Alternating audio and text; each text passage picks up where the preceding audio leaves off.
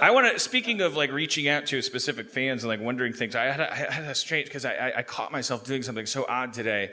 I wonder. I know that there's differently abled Harmontown fans. I don't know if there's any here tonight, but like specifically wheelchair using folk.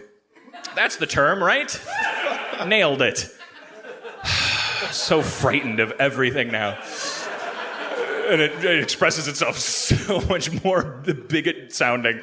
Wheelchair using folk. You're great. You're Ellen Alda. You're nailing it. I passed a guy in a wheelchair and I caught myself. This is the first time in 42 years I was like conscious of my behavior because I wonder if any differently abled Armenians, like, have you ever, do you constantly experience something that I would call the wheelchair smile? From non-differently abled people? Like, because I made this weird face. Like, they say, I like this very polite kind of like, I was like, what did I, and as I'm walking away, I was like, what did I mean by that face? Like, nice wheelchair? What did I mean?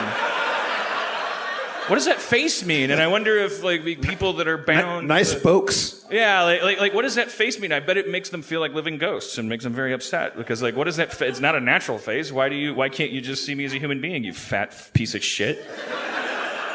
Welcome to Portland. I'm the only angry person in Portland. Dan, let's say, God forbid, that you like had some accident or some debilitating illness that made you sooner than it will inevitably happen. Yes. That you were wheelchair bound and you were going down the road or here in a crowd. What look would you like to get from other people? Well, obviously, I would like. I mean, it's not a funny answer, but I would like no look. I would like. Yeah, we all remember. Well, we don't all remember. You're 22. There was this was the 80s definition. I've referenced this before. The 80s definition of political correctness was on Different Strokes when Arnold was introduced to a kid in a wheelchair. Every sitcom back then had one episode about a kid in a wheelchair, and I think they got money from London or something if they did it. So it's the handicap capital of the world. None of this makes sense. It's 4 in the afternoon. I'm already drunk. Suffer through this. Hey, Avalon. Hey, how are you doing, buddy? Let's talk about Avalon in a second. And then we'll have guests and we'll do a show.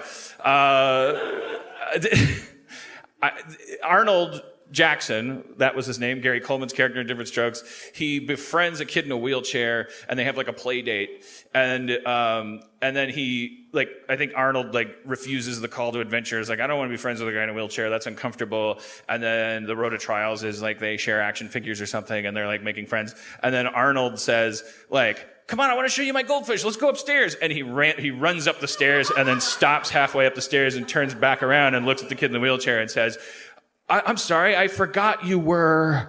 And then the kid in the wheelchair, like half for the narrative but mostly for the planet, like goes, Arnold, that's the nicest thing anyone's ever said to me.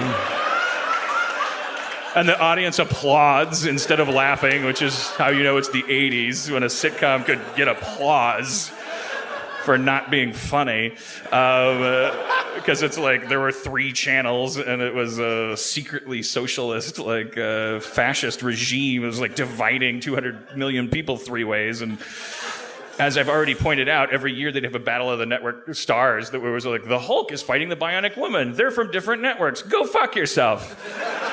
This isn't capitalism. What are you going to do? Take your TV watching elsewhere? So anyways, and now we don't know what to do. Now we're like, how do you be a human? And we're trying to learn, because I don't think that's a person in a wheelchair's fantasy is for someone to go halfway upstairs and then say, I forgot you were. That's not their fantasy. That doesn't make their day.